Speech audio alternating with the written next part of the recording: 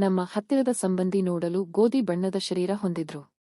ಗುಂಡನೆಯ ಮುಖ, ಉದ್ದನೆಯ ಕುತ್ತಿಗೆ, ಹೀಗೆ ನೋಡಲು ಸುಂದರವಾಗಿ ಇದ್ರು. ಅವರನ್ನು ನಡೆದುಕೊಳ್ಳುವಾಗ ನೋಡಿದ್ರೆ ಅವರ ಜೊತೆಗೆ ಒಮ್ಮೆಯಾದರೂ ಕೆಲಸ ಮಾಡಲೇಬೇಕು ಅನ್ನೋ ತರ ಅನಿಸ್ತಾ ಇತ್ತು. ಅವರು ನನ್ನ ಜೊತೆಗೆ ಗೆಳೆತನದಿಂದ ಇದ್ದರು.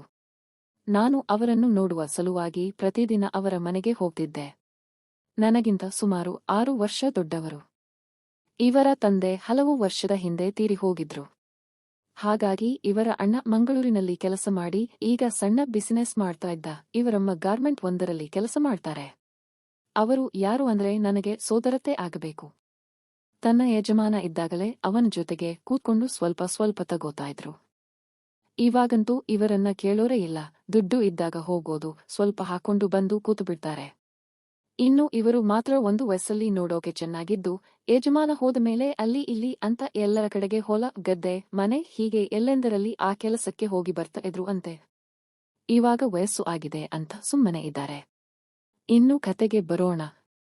ನಾನು ಮಾತ್ರ ಓದಿನ ವಿಷಯದಲ್ಲಿ ನನಗೆ ಏನಾದರೂ ಸಮಸ್ಯೆ ಆವಾಗಲೇ ಹೇಳಿದೆ ಅಲ್ವಾ, ಅವರ ಹತ್ತಿರ ಕೇಳ್ತಾ ಇದ್ದೆ. ನಾನು ಪ್ರತಿದಿನ ಅವರ ಮನೆಗೆ ಹೋಗಿ ಕಾಲೇಜಿನ ವಿಚಾರ ಮಾತಾಡುತ್ತಾ ಇದ್ದೆ. ಇನ್ನು ಅವರು ಮನೆ ಕೆಲಸ ಮಾಡ್ತಾ ಇದ್ದಾಗ ಆಗಾಗ ಅವರಿಗೆ ಏನಾದರೂ ಅನ್ನುತ್ತಾ 1-2 ಗಂಟೆ ಆದಮೇಲೆ ನಮ್ಮ ಮನೆಗೆ ವಾಪಸ್ ಬರುತ್ತಿದ್ದೆ. ನನ್ನ ಗಮನ ಮಾತ್ರ ಇವರ ಮೇಲೆ ಜಾಸ್ತಿ ಇತ್ತು. ಯಾಕಂದ್ರೆ ನೋಡೋಕೆ ಚೆನ್ನಾಗಿ ಕಾಣಿಸ್ತಾ ಇದ್ರು. ಅಲ್ಲಿಂದ ಮನೆಗೆ ಬಂದ ಮೇಲೆ ನಾನು ಹೊಲದ ಕಡೆಗೆ ಹೋಗಿ ಅಲ್ಲಿ ನೋಡಿದ್ದನ್ನ ನೆನೆಸಿಕೊಂಡು ಕೈ ಕೆಲಸ ಮಾಡಿ ಬರುತ್ತಿದ್ದೆ. ಇನ್ನು ಇವರು ತುಂಬಾ ಅಷ್ಟೇನು ಧೈರ್ಯ ಇಲ್ಲ ಅಂದರೂ ಕೂಡ ನನ್ನ ಜೊತೆಗೆ ಧೈರ್ಯವಾಗಿ ಮಾತಾಡ್ತಾ ಇದ್ರು. ಬೇರೆಯವರು ಏನಾದರೂ ಕೇಳಿದ್ರೆ ಹೆದರಿಕೊಂಡೇ ಉತ್ತರ ಕೊಡ್ತಾ ಇದ್ರು. ಆದರೆ ನಾನು ಅಂದ್ರೆ ಅವರಿಗೆ ಸ್ನೇಹಿತ ಇದ್ದ ಹಾಗೆ ಆಗಿತ್ತು. ನಾನು ಏನಾದರೂ ಗದ್ದಲ ಅಥವಾ ಅವರಿಗೆ ಸಿಟ್ಟು ಬರೋ ಹಾಗೆ ಮಾಡಿದ್ರೆ ಅವರು ನನ್ನನ್ನು ಹೊಡೆಯುವುದು, ನನ್ನನ್ನು ಸುತ್ತುವರೆದು ಏನು ದೊಡ್ಡ ಮಹಾಗಣಸು ನೀನು ಅಂತೆಲ್ಲ ಅನ್ನುತ್ತಿದ್ದರು. ಇನ್ನು ಅವರ ಮನೆ ಸುತ್ತ ಮರಗಳು, ಗಿಡಗಳು ಮತ್ತು ಹೊಲಗದ್ದೆಗಳಿರುವುದರಿಂದ ವಾತಾವರಣ ತಂಪಾಗಿತ್ತು. ಯಾವುದೇ ಗದ್ದಲವಿಲ್ಲದೆ ಪಕ್ಷಿಗಳ ಚಿಲುಪಿಲಿ, ಜಾನುವಾರುಗಳ ಧ್ವನಿ ಮತ್ತು ಗಾಳಿಯ ಸದ್ದು ಮಾತ್ರ ಕೇಳಿಸುತ್ತಿತ್ತು. ಇದು ಮನಸ್ಸಿಗೆ ಅಪಾರವಾದ ಶಾಂತಿ ಮತ್ತು ನೆಮ್ಮದಿಯನ್ನು ನೀಡುತ್ತಾ ಇತ್ತು. ಹೀಗಿದ್ದಾಗ ನಾನು ಕೆಲವೊಮ್ಮೆ ಅವರ ಮನೆಗೆ ಹೋದಾಗ ಕತೆ ಹೇಳ್ತೀನಿ ಅವರು ಹೇಳ್ತಿದ್ರು. ಇದು ಎಲ್ಲ ನಡೆದೇ ಇತ್ತು. ನಾನು ಮಾತ್ರ ಸುಮ್ಮನೆ ಇರ್ತಿದ್ದೆ. ಹೀಗೆ ಒಂದು ದಿನ ಅವರ ಮನೆಗೆ ಹೋಗುವಾಗ ಹೊರಗಡೆ ಕಾಲು ತೊಳೆದು ಒಳಗೆ ಹೋಗ್ತಾ ಇದ್ದೆ. ಆಗ ಅವರು ಏನು ಅಲ್ಲಿ ಒದ್ದೆಯಾಗಿದೆ ಅಂತ ಕೇಳಿದ್ರು. ಆಗ ನಾನು ಏನಿಲ್ಲ, ಕೈ ತೊಳೆಯುವಾಗ ಸ್ವಲ್ಪ ನೀರು ಬಿತ್ತು ಅಂತ ಹೇಳಿದೆ. ಆಗ ಅವರು ಇತ್ತೀಚೆಗೆ ಯಾಕೋ ನೀರು ಜಾಸ್ತಿನೇ ಬೀಳ್ತಾ ಇದೆ, ಏನು ನಿನ್ನ ಕತೆ ಅಂತ ಕೇಳಿದಾಗ ನಾನು ಅದು ಅನ್ನೋದನ್ನು ನೋಡಿ ನಕ್ಕು ಸುಮ್ಮನಾದ್ರು. ಇನ್ನು ಮತ್ತೊಂದು ದಿನ ಅವರು ಮನೆಯಲ್ಲಿ ಎದ್ದು ನಿಂತು ತರಕಾರಿ ಕಟ್ ಮಾಡ್ತಾ ನಿಂತಾಗ ನಾನು ಹಿಂದಿಂದ ಕಣ್ಣನ್ನು ಮುಚ್ಚಿದಾಗ ಅವರು ನನಗೆ ಗೊತ್ತು ಕಣೋ ನೀನುವೆ ಅನ್ನೋದು ಸುಮ್ನೆ ಯಾಕೋ ಅಂತೆಲ್ಲ ಹೇಳಿದ್ರು. ಆಗ ನಾನು ಮುಂದೆ ಬಂದು ಅದಂಗೆ ನಾನೇ ಅಂತ ಹೇಳಿದೆ. ನಿನಗೇನು ಹಿಂದೆ ಕಣ್ಣು ಇದ್ದಾವ ಎಂದಾಗ ಅವರು ನಕ್ಕರು. ಕಣ್ಣು ಕೆಳಗಡೆ ಮಾಡಿ ನನ್ನ ಕಡೆಗೆ ನೋಡಿದಾಗ ಏನಾಗಿದೆ ಅಂತ ನನಗೆ ಗೊತ್ತಾಯಿತು. ಇನ್ನು ಅನೇಕ ಹಳೆಯ ಮನೆಗಳಲ್ಲಿ ಮಣ್ಣಿನ ಒಲೆ ಬಳಕೆಯಲ್ಲಿ ಇರೋದ್ರಿಂದ ಅವರ ಮನೆಯಲ್ಲಿ ಸೌದೆ ಕಟ್ಟಿಟ್ಟಿಗೆ ಅಥವಾ ಸಗಣಿ ಉಂಡೆಗಳನ್ನು ಉರಿಸಿ ಅಡುಗೆ ಮಾಡ್ತಾ ಇದ್ರು. ಒಲೆಯಿಂದ ಹೊರಡುವ ಹೊಗೆಯು ಮನೆಯ ಚಾವಣಿಯ ಮೂಲಕ ಅಥವಾ ಸಣ್ಣ ಕಿಟಕಿಯ ಮೂಲಕ ಹೊರಗೆ ಹೋಗ್ತಿತ್ತು. ಈ ಹೊಗೆಯಿಂದ ಹಳ್ಳಿಗಳಲ್ಲಿ ಅಡುಗೆ ಮಾಡ್ತಾರೆ ಇಲ್ವೋ ಅನ್ನೋದು ಗೊತ್ತಾಗ್ತಿತ್ತು. ಹೀಗೆ ಗೊತ್ತಾದಾಗ ನಾನು ಅವರ ಮನೆಗೆ ಹೋಗ್ತಾ ಇದ್ದೆ. ಅವರು ಒಂದು ದಿನ ರೊಟ್ಟಿ ಮಾಡ್ತಾ ಕೂತಿದ್ರು. ಹೀಗೆ ಕೂತಾರೆ ಅನ್ನೋದು ಹೇಳೋದೇ ಬೇಡ ಅನ್ಸುತ್ತೆ. ಆಗ ನಾನು ಅವರ ಎದುರಿಗೆ ಕೂತು ಮಾತಾಡ್ತಾ ಇದ್ದೆ. ಹೀಗೆ ಕೂತಾಗ ನಾನು ಒಂದೇ ಸಮನೆ ಬೇರೆ ಕಡೆಗೆ ನೋಡಿದಾಗ ನನಗೆ ಅಚ್ಚರಿ ಅನಿಸಿತು. ನಾನು ಅದನ್ನು ನೋಡಿ ಗಾಬರಿಯಾಗಿದ್ದೆ. ಅವರು ಸುಮ್ಮನೆ ತಮ್ಮ ಪಾಡಿಗೆ ತಾವು ರೊಟ್ಟಿ ಮಾಡ್ತಾನೆ ಇದ್ರು. ನಾನು ಅವರಿಗೆ ಗೊತ್ತಬಾರದು ಅಂತ ಸುಮ್ಮನೆ ಮಾತಾಡ್ತಾ ಇದ್ದಾಗ ಅವರಿಗೆ ಎಲ್ಲ ಗೊತ್ತಾಗಿತ್ತು. ಆದರೆ ಅವರು ಸುಮ್ಮನಿದ್ದರು. ನನಗೆ ಅವಾಗ ಅರಿವಾಯಿತು ಅವರು ಬೇಕಂತಲೇ ರೊಟ್ಟಿ ಮಾಡುತ್ತಾ ಏನೂ ಗೊತ್ತಿಲ್ಲದಂತೆ ದರ್ಶನ ಕೊಡುತ್ತಿದ್ದಾರೆ ಅಂತ. ರೊಟ್ಟಿ ಮಾಡಿ ಮುಗಿಸಿ ಮೇಲೆ ಹೇಳುವಾಗ ಅವರು ಚೆನ್ನಾಗಿ ದರ್ಶನ ಆಯ್ತಾ ಎಂದರು. ಆಗ ನಾನು ಗಾಬರಿಯಾಗಿ ಏನು ಅಂತ ಕೇಳಿದೆ. ಆಗ ಅವರು ಅದೇ ರೊಟ್ಟಿ ಮಾಡೋದನ್ನ ಅಂದರು. ನಾನು ಸುಮ್ಮನಾದೆ. ಇನ್ನು ಹೀಗಿದೆಲ್ಲ ಘಟನೆಗಳು ಹಳ್ಳಿಯಲ್ಲಿ ಮಾಮೂಲು ಮಾತಾಡೋದು ಅಂತೆಲ್ಲ ನಾನು ಸುಮ್ಮನಿದ್ದೆ. ಹೀಗೆ ಇದ್ದಾಗಲೇ ಒಂದು ದಿನ ಇವರನ್ನ ನೋಡುವಕೆ ಅಂತ ಒಬ್ಬ ಬಂದು ನೋಡಿದ ಮೇಲೆ ಒಪ್ಪಿಗೆ ಹೇಳಿ ಹೋಗಿದ್ದ. ಅವನು ಯಾವುದೋ ಗೊಬ್ಬರ ಕಂಪನಿಯಲ್ಲಿ ಕೆಲಸ ಮಾಡ್ತಾ ಇದ್ದ. ಇದಾದ ಮೇಲೆ 15 ದಿನದಲ್ಲೇ ಕಲ್ಯಾಣ ಎಲ್ಲ ಆಗಿಬಿಟ್ಟಿತ್ತು.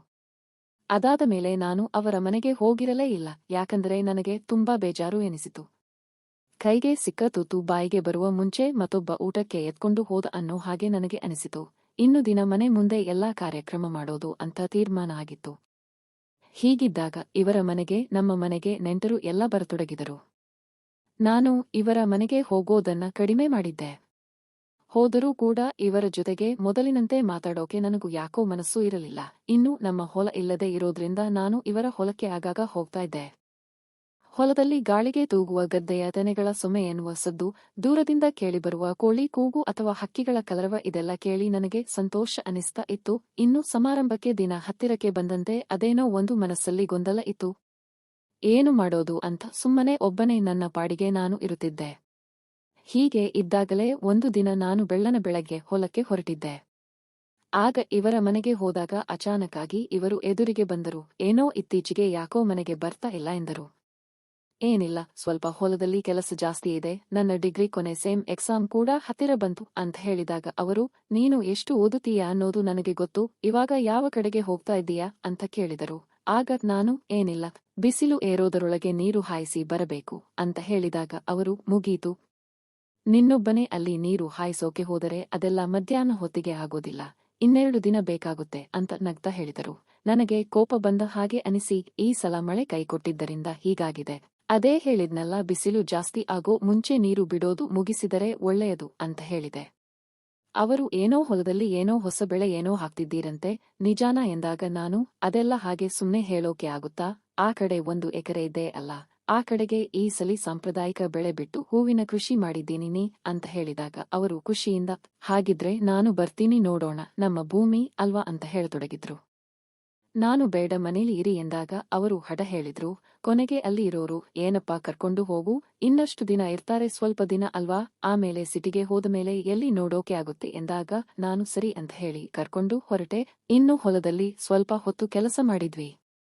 ಆಮೇಲೆ ಅಲ್ಲೇ ಗುಡಿಸಲಿನಲ್ಲಿ ಮಾತಾಡ್ತಾ ಕೂತಾಗ ಅವರು ಏನೋ ಒಂದು ವಿಷಯಕ್ಕೆ ನನಗೆ ಸವಾಲು ಹಾಕಿದ್ರು. ಅವಾಗ ನಾನು ಸವಾಲಿಗೆ ಸಿದ್ಧ ಇದ್ದೀನಿ, ನಾನು ಗೆದ್ರೆ ಏನು ಕೊಡ್ತೀಯಾ ಅಂತ ಕೇಳಿದಾಗ ಅವರು, ನಿನಗೆ ಏನು ಬೇಕು ಅನ್ನೋದು ನನಗೆ ಗೊತ್ತಿದೆ ಅಂತ ಅಂದ್ರು. ಆಗ ನಾನು, ಏನು ಕೇಳ್ತೀನಿ ಅನ್ನೋದು ನಿನಗೆ ಹೇಗೆ ಗೊತ್ತು ಎಂದಾಗ ಅವರು, ನನಗೆ ಗೊತ್ತು ನೀನು ಮನೆಗೆ ಯಾಕೆ ಬಂದಿಲ್ಲ ಅನ್ನೋದು ಗೊತ್ತು, ಆದರೂ ನೀನು ಏನು ಕೇಳ್ತೀಯ ಅದನ್ನೇ ಕೊಡ್ತೀನಿ ಅಂತ ಹೇಳಿದಾಗ ನನಗೆ ಭಯ ಅನಿಸಿತು. ಆಮೇಲೆ ಅವರು ಒಂದಿಷ್ಟು ಸವಾಲು ಹಾಕಿದ್ರು, ಅದರಲ್ಲಿ ನಾನು ಗೆದ್ದೆ. ಆಗ ಅವರಿಗೆ ಏನೂ ಕೇಳಲಿಲ್ಲ. ಆಗ ಅವರು, ಯಾಕೋ ಏನು ಬೇಡವಾ ಅಂತ ಕೇಳಿದ್ರು. ಆಗ ಭಯವಾಗಿ ಸುಮ್ನೆ ಏನಿಲ್ಲ ಅಂತ ಹೇಳಿದೆ. ಆಗ ಅವರು, ನಂಗೆ ಗೊತ್ತು, ಆದರೆ ಇನ್ನೂ ಸುಮ್ನೆ ಇರಬೇಕು ಅಷ್ಟೇ ಅಂದ್ರೆ ಎಲ್ಲ ಸಿಗುತ್ತೆ ಅಂತ ಹೇಳಿದ್ರು. ಆಗ ನಾನು, ಏನು ನಿಮ್ಮ ಮಾತಿನ ಅರ್ಥ ಕೇಳಿದಾಗ ಅವರು, ನೀನು ರೊಟ್ಟಿ ಮಾಡುವಾಗ ನೋಡಿದ್ದು ನೆನಪಿದೆ ತಾನೆ ಎಂದಾಗ ನಾನು, ಏನು ಅರ್ಥ ಆಗದವನಂತೆ, ಹಾಗೇನಿಲ್ಲ ಅಂತ ನಕ್ಕು ಸುಮ್ಮನಾದಾಗ ಅವರು, ಯಾಕೆ ಏನು ಹೇಳ್ತಾನೆ ಇಲ್ಲ ಅಂದಾಗ ನಾನು ಮಾತ್ರ ಪೆದ್ದನಂತೆ ಸುಮ್ಮನೆ ಇದ್ದೆ. ಕೊನೆಗೆ, ಹೋಗಲಿ ಬಿಡು, ಇನ್ನು ನಾನು ಇನ್ನೊಬ್ಬರ ಮನೆಗೆ ಹೋಗಿಲ್ಲ. ಒಂದು ಸಲ ಸಮಾರಂಭ ಆದಮೇಲೆ ಮುಗೀತು, ಇವತ್ತು ನಿನಗೆ ಏನು ಬೇಕು ನೋಡು, ಅದನ್ನ ತಗೋ ಅಂತ ಹೇಳಿದಾಗ ಅಲ್ಲೇ ಹೊಲದ ಗುಡಿಸಲಿನಲ್ಲಿ ಅವತ್ತು ನನಗೆ ಬೇಕಾದನ್ನು ಅವರಿಂದ ಪಡೆದೆ. ಆಮೇಲೆ ಒಂದಿಷ್ಟು ದಿನ ಸಮಾರಂಭಾಗಿ ಅವರು ಹೋದಮೇಲೆ ಒಮ್ಮೆಯೂ ಅವರನ್ನ ಹಿಂದೆ ತಿರುಗಿ ನೋಡಲಿಲ್ಲ. ಅವರು ನನ್ನ ಜೊತೆಗೆ ಮಾತಾಡುವುದನ್ನ ಕಡಿಮೆ ಮಾಡಿದ್ರು. ಅವರ ಜೊತೆಗೆ ನಾವು ಮಾತಾಡುವುದು ಕಡಿಮೆ ಮಾಡಿದೆವು. ಏಕೆಂದರೆ ಒಮ್ಮೆ ಮತ್ತೊಬ್ಬರ ಮನೆಗೆ ಹೋದಮೇಲೆ ಅವರ ಜೀವನ ಅವರಿಗೆ, ನನ್ನ ಜೀವನ ನನಗೆ ಅಂತ ಇಬ್ಬರು ಸುಮ್ಮನೆ ಜೀವನ ನಡೆಸಿದೆವು. ನೋಡಿದರಲ್ಲ ಗೆಳೆಯರೇ, ಏನು ಮಾಡಲು ಹೋಗಿ ಏನು ಆಯ್ತು ಅಂತ ಎನಿಸಿತು. ಅದು ಗೊತ್ತಿಲ್ಲದೆ ನಡೆದು ಬಿಟ್ಟಿತ್ತು. ಆದರೆ ಗೆಳೆಯರೇ, ಯಾರೂ ಕೂಡ ಈ ರೀತಿ ತಪ್ಪು ದಾರಿಯಲ್ಲಿ ಮರೆಯಬಾರದು. ಅಲ್ಲದೆ ಯಾವ ತಪ್ಪುಗಳನ್ನು ಮಾಡದಂತೆ, ತಪ್ಪುಗಳು ನಡೆಯದಂತೆ ಎಚ್ಚರಿಕೆಯಿಂದ ಇರಬೇಕು. ಯಾರು ಕೂಡ ಈ ಮೇಲಿನ ಕಾಲ್ಪನಿಕ ಕಥೆಯಂತೆ ಮಾಡಬಾರದು. ಎಲ್ಲರೂ ಅಷ್ಟೇ, ಯಾವತ್ತೂ ಯಾವುದೇ ತಪ್ಪುಗಳು ನಡೆಯದಂತೆ ಎಚ್ಚರಿಕೆಯನ್ನು ವಹಿಸಬೇಕು. ನಿಜ ಜೀವನದಲ್ಲಿ ನಡೆಯದಂತಹ ಈ ಕಾಲ್ಪನಿಕ ಕಥೆಗಳನ್ನು ಗಂಭೀರವಾಗಿ ತೆಗೆದುಕೊಳ್ಳಬಾರದು. ನಿಜ ಜೀವನದಲ್ಲಿ ಇದೆಲ್ಲ ಸಾಧ್ಯವಿಲ್ಲ. ನಾವು ಕಾಲ್ಪನಿಕ ಕಥೆಗಳನ್ನು ಎಂದಿಗೂ ಸ್ಫೂರ್ತಿಯಾಗಿ ತೆಗೆದುಕೊಳ್ಳಬಾರದು.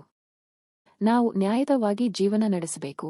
ಸಮಾಜದ ರೀತಿ ನೀತಿ ಕಾನೂನಿಗೆ ಒಳಪಟ್ಟು ಜೀವನ ನಡೆಸಿ, ದೇಶದ ರೀತಿ ನೀತಿ ಕಾನೂನಿಗೆ ಬೆಲೆ ಕೊಟ್ಟು ಜೀವನ ಮಾಡಬೇಕು.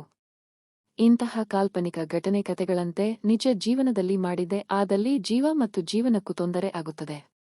ಹಾಗಾಗಿ ಇಂತಹ ಕಾಲ್ಪನಿಕ ಕಥೆಗಳಿಗೆ ಪ್ರಾಮುಖ್ಯತೆ ನೀಡಬಾರದು. ಉತ್ತಮ ಸನ್ನಡತೆಯ ಜೀವನ ನಡೆಸಬೇಕು. ಜೊತೆಗೆ ನಮ್ಮ ಬದುಕನ್ನು ಹಸನಾಗಿಸುವ ಕಥೆಗಳನ್ನು ಓದಿ ಸ್ಫೂರ್ತಿಯನ್ನು ನಡೆಯಬೇಕು. ಫ್ರೆಂಡ್ಸ್, ನನ್ನ ಕತೆಗೆ ಒಂದು ಲೈಕ್ ಕೊಟ್ಟು ನಮ್ಮ ಚಾನೆಲ್ಗೆ ಸಬ್ಸ್ಕ್ರೈಬ್ ಮಾಡಿಕೊಳ್ಳಿ.